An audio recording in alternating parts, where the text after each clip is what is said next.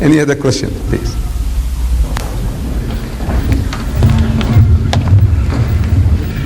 When I came to the meeting tonight, I wasn't quite sure what I was coming to. When I came through the door, I was left in no doubt at all. It was entitled Jesus and Muhammad, and thank you for putting Jesus first.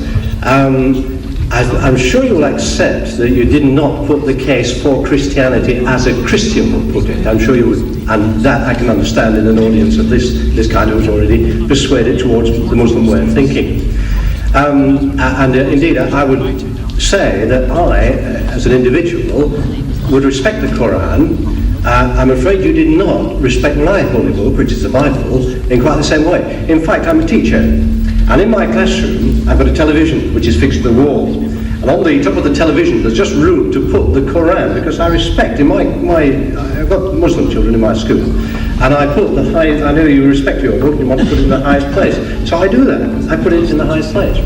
Now what I'm saying to you is this: you've not really given, in my opinion anyway, the Christian loving and forgiving, these are the two essential things, although you denigrate forgiveness for some reason, as highly as I would.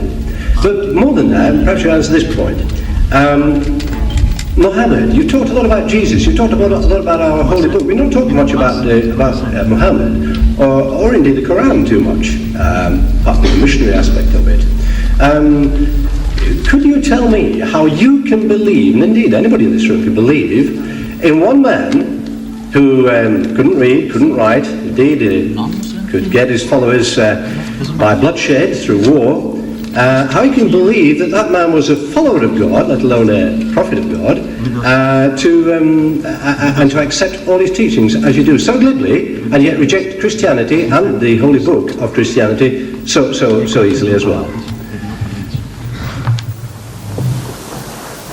You see, you have thrown in so many things in this little contribution of yours, that how can we believe in a man who was illiterate and who by bloodshed, who had spread his faith, converted the people.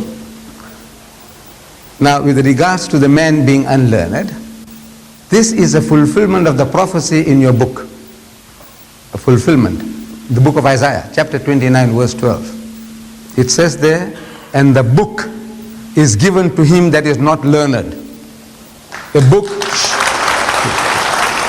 please. The book is given to him that is not learned, saying, read. And he says, I am not learned. Now, if you look for in the religious history of man, in the Bible, you will never find an occasion where any prophet of God, when given the message of God, he says, I'm not learned. But if you read any biography of Muhammad, any written by Muslims or non-Muslims, they will tell you that the first revelation that was given to him in Ghar Hira, the Mount of Hira, when the angel of God comes to him and commands him in his mother tongue, he says, Iqra, read. And Muhammad says, Ma ana biqari'in. He said, I'm not learned. So the angel of God commands him a second time, Iqra, read.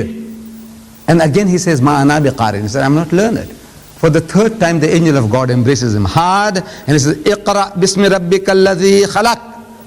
Now he grasps the message that what he was required to do was to repeat. Because this Arabic word Iqra means to read, to recite, to rehearse, to repeat. And he repeats the words as they were given to him. Iqra bismi rabbika alladhi khalaq. Read in the name of the Lord and Cherisher who created. Khalaq al-insana min alaq. Say, he who created man from a mere clot of congealed blood.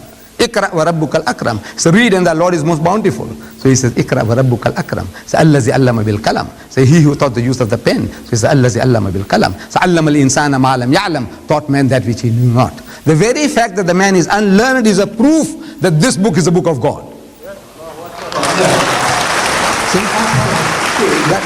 You misunderstand the point I'm making. Let me finish. All right. That this book